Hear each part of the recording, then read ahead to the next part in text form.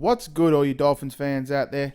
In today's video, going to be going over the Dolphins 2021 draft class, what I think of the picks, and just what their roles can be with the team moving forward. So, with the sixth pick in the 2021 NFL draft, the Dolphins selected college football's most efficient and just potentially most dangerous deep threat in Alabama's Jaylen Waddle. This is a true 4.2 speed player that just brings Tyreek Hill level speed and explosion to the football field. Speed and playmaking and the name of the game. I'm just looking at Waddle. He really has the ability to line up on the inside or the outside. His acceleration in his release is just truly elite, and his route running reminds me of a road runner that's got two rockets up its backside. And man, this guy's got serious speed. He destroys the cushions he receives from defenders in a flash, and he can really find a second and third gear once the ball's in the air. Just watching one of his games on tape, he flashed off the screen at the 25-yard line, and then, in no joke, like 2 seconds, he was catching the ball at the 50-yard line. So he ran 25 yards in like under 2 seconds. So man, this guy is lightning fast. Dating back to his breakout true freshman season in 2018, Waddle caught 21 of 26 passes that traveled 20 or more yards through the air. He caught 6 of 7 deep targets this past season and scored touchdowns on half of those receptions. Before his ankle injury that cost him the rest of the college season, 8 games, he was matching teammate and eventual Heisman Trophy winner Devontae Smith statistically before his exit in the Tennessee game. Waddle's 557 receiving yards was 74 yards more than Smith's 4-game total through the first quarter of the Crimson Tide schedule, and he did it on 18 fewer targets. Waddle was averaging a whopping 22.3 yards per reception compared to Devonta Smith's 12.7 and a crazy 19.2 yards per target compared to 10.8 yards per target for Smith. He's a true 4-down player. Waddle's dynamic threat extends to special teams. He averaged 19.3 yards per punt return with 2 career touchdowns on 38 opportunities. 19 yards a return. You got to figure, when it comes to the NFL, you can cut that down to 13, 14, 15 yards per punt return. That's still elite, but yeah, 19.3 yards in college is just insane. He also scored a kickoff return touchdown in college and averaged 23.8 yards on 9 kick returns. So he's a little more dynamic as a punt returner, but we'll have to see what he can bring to the team as a kickoff returner because, yeah, his speed is just crazy. Daniel Jeremiah had this to say of Waddle's return ability. He said he's one of the most talented kickoff and punt returners to enter the NFL over the last decade. I think for Waddle, to start his career in the league, I think the team's going to use him a fair bit on special teams, returning kicks, obviously. But as his role grows in the offense and he becomes an 1,000-yard receiver, I think the Dolphins are going to use him sparingly on special teams because obviously you can't be putting one of your top wide receivers in harm's way like that. So, yeah, I think for his rookie season, we're going to see a ton of returns, and then, I think his return responsibilities are going to dwindle dramatically, as his career progresses. With the absence of traditional testing, the NFL has been using GPS tracking to measure players' in-game speed and movement. Daniel Jeremiah also had this to say: in talking to some teams around the league, Waddle had the fastest GPS of any receiver in the country. Your eyes aren't deceiving you. When you watch him on tape, he's freaky fast. And that's just truly next level speed when you consider the speed demons that were taken in this year's draft. Waddle, in terms of speed, just blows them all out of the water. Coach Flores had this to say after the selection of Waddle: his role is going to be whatever he makes it. Based off of all the film we've seen, we think he'll fit inside or outside. We think he'll add a speed element to the team. Obviously, he has some value in the return game. I think his versatility is a big part of this. His ability to play inside, play in the slot, play in the perimeter, play in the return game. End quote for Coach Flores. And that's exactly my thinking for why they took him at 6. He brings way too much dynamic playmaking talent to pass up on him at pick 6. And really, just looking at our offense after adding Waddle, it's scary to think what we can do. After signing receiver Will Fuller as well, this team is going to have tremendous speed on the outside and in the slot because both those guys can play all over. Will Fuller with his 4.3 speed and Waddle with his 4.2 speed, they're going to open up the offense tremendously for guys like Gesicki in the middle and Devontae Parker, wherever he's going to work this season. We'll see how they use Devontae this season, but yeah, when you got this kind of game-breaking speed on offense, it's going to open up a ton for this team on that side of the ball. Hopefully it's going to improve our run game, like Coach Flo has been saying forcing those safeties to defend over the top and just pulling those defenders out of the box. The hope is here there's going to be a lot less traffic in the middle of the field, and those guys are going to eat in the middle, and Fuller and Waddle are just going to blow up the league with their incredible speed and just dynamic and explosive route running. Cannot wait to see what this offense is going to look like with Waddle out there. So onto the 18th overall pick, we took Jalen Phillips from Miami. Phillips, coming to the draft, was regarded as, the best pass rusher in the draft and possibly even the best overall defensive player in the 2021 class. In 2020, Phillips put his name on the map again. He was the nation's #1 rated prospect coming out of high school. In 2017, he's 6'5", 265 pounds, and he's an edge rusher that can just do it all. He excelled in every defensive metric last year for the Hurricanes. He had 8 sacks, 15.5 tackles for loss, and defended 4 passes, including 1 career interception. He had 42 pressures on 286 pass rush snaps. That's 1 pressure for every 6.8 dropbacks. He's got incredibly heavy hands, great length, and he's got a well-rounded arsenal of pass rush moves and just great bend around the edge. Similar to Emmanuel Ogbah, Phillips comes equipped with length and just big hands. He's got 33 1/4 inch arms and 9 3/4 inch hands. Those are great measurements for a pass rusher. Tremendous length and heavy hands. That's exactly what you want from the edge rushers, and Emmanuel Ogbah showed it last year. Ogbah and Phillips are going to create absolute chaos for offensive lines and Van Ginkel, and they're going to create tremendous blitzing opportunities for our linebackers. The guys in the middle, Adam Butler, Christian Wilkins, Raekwon Davis, and Zach Sealer are going to have one-on-one opportunities to rush from the inside and just create some incredible havoc for opposing offenses. The Pro Day workout for Phillips just really opened a lot of eyes for people around the league, scouts, coaches, and draft pundits. He had a 4.56 40-yard dash, 1.59 10-yard split. His 3-cone was 7 seconds flat, which is pretty solid for a guy his size, 6'5", 265 pounds, to move that quick. That's an elite athlete right there. And he also had a 4.13 shuttle run, which, if you compare that to a guy like Jamar Chase had a 3.9 shuttle run, so Phillips is almost as quick as a guy like a Jamar Chase. That's pretty insane. But Jalen Phillips is much more than a pass rusher. He's tremendous on the edge against the run. He sets a tremendous edge, and the Dolphins, place that as one of the biggest priorities for their edge rushers because they love to funnel the run back into the inside with those big edge rushers, not allowing any runs to the outside. His 15.5 tackles for loss were the 6th most in the country. He made 18 total run stops, which is tackles within 2 yards of the line of scrimmage. This is a complete edge rusher that's going to add to an already talented and dominant Dolphins defense we saw in 2020. He's super versatile. He's a perfect scheme fit in this defense. Does everything Coach Flo loves from his edge rushers. I think he's going to have a huge impact in year 1 with the way we can scheme up pressure and the way we can get after quarterbacks. A guy like Phillips is only going to bring the kind of heat that's going to be incredibly hard for offensive lines to block. And yeah, I'm super excited to see what he can do in year 1. And I think it's just going to make this defense even more dominant. And he's going to be a great toy for this defense because he can do it all. Jalen Phillips, 18th overall. I love that pick. So on to the second round. We took Javon Holland, the versatile safety from the University of Oregon. Over his career, he's played 800 snaps in the slot, 300 at free safety, and 300 more in the box as a strong safety or a dime linebacker, whatever you want to call that. Holland really is a playmaker in every sense of the word. He's one of the 4 players to notch at least 9 interceptions in college football between 2018 and 2019. He opted out in 2020, but obviously, the Dolphins didn't hold that against him.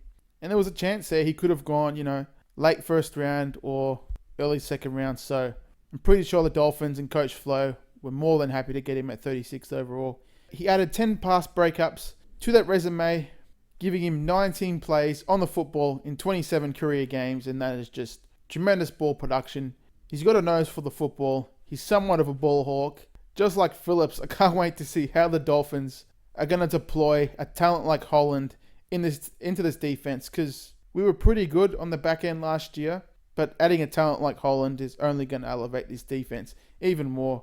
We've really got a chance after adding Phillips and Holland to be, the number one defense in the league next year. I really think that's possible.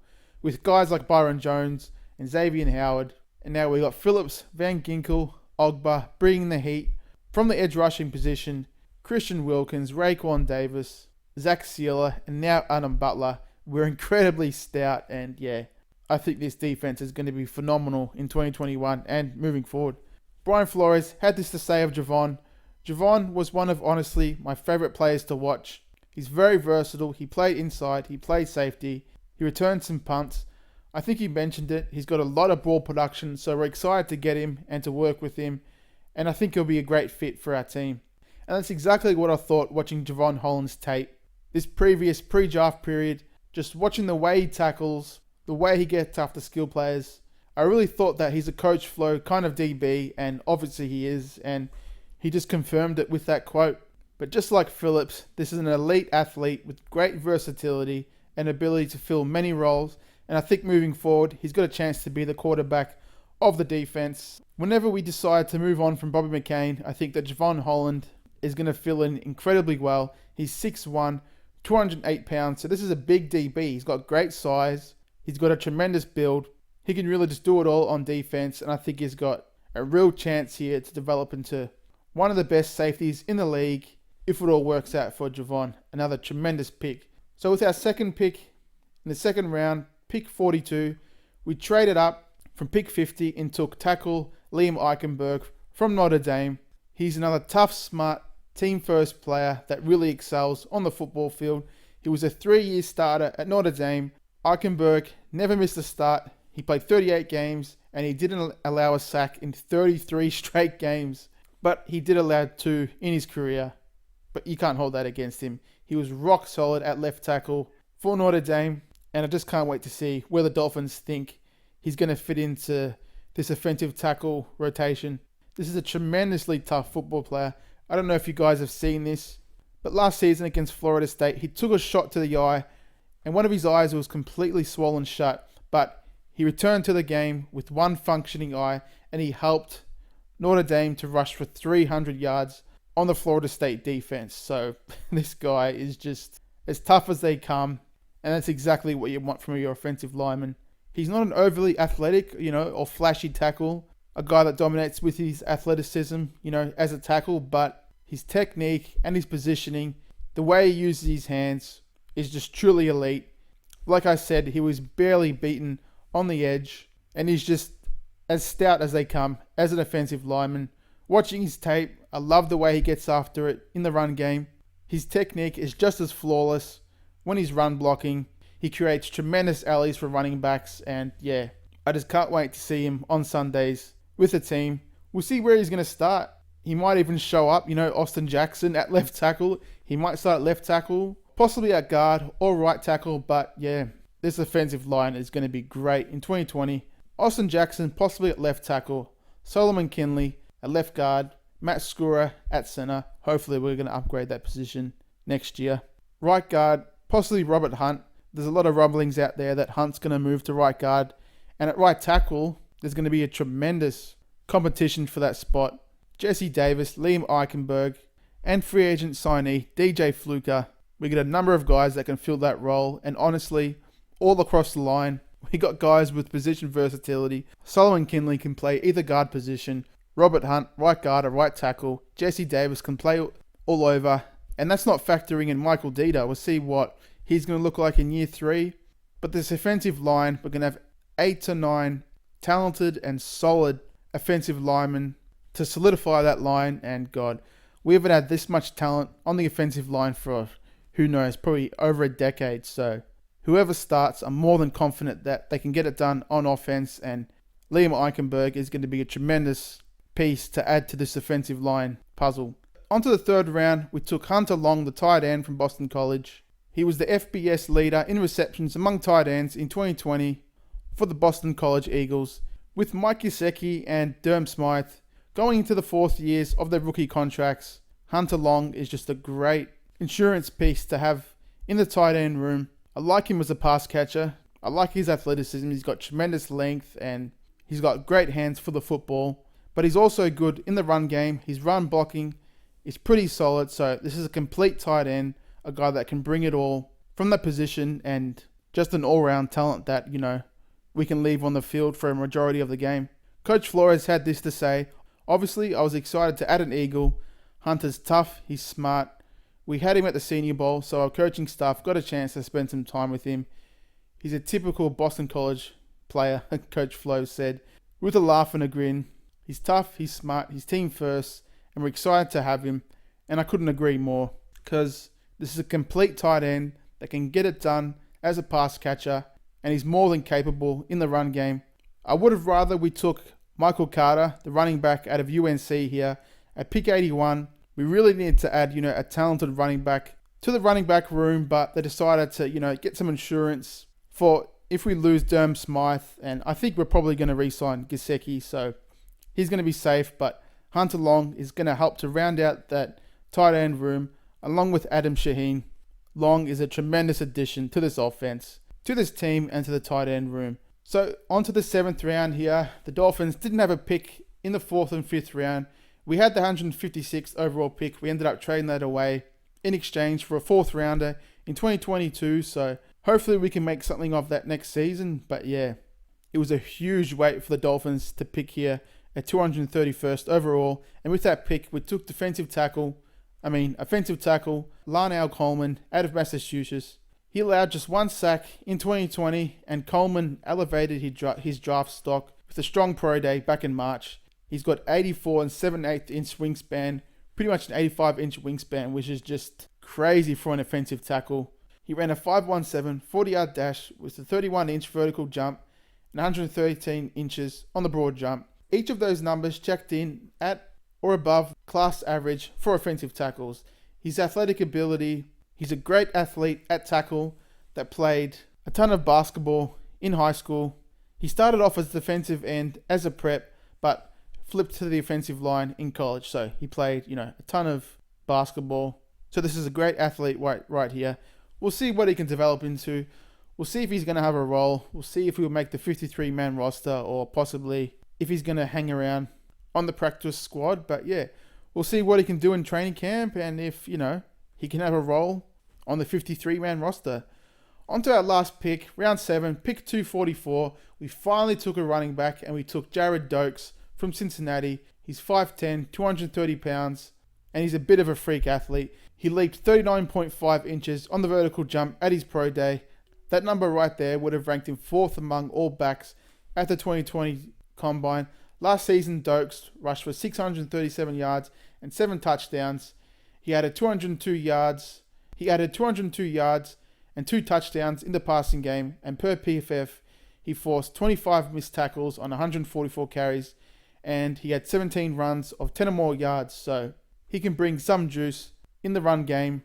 Just watching his tape, I wasn't overly impressed, but for a guy his size, 230 pounds, he moves incredibly well.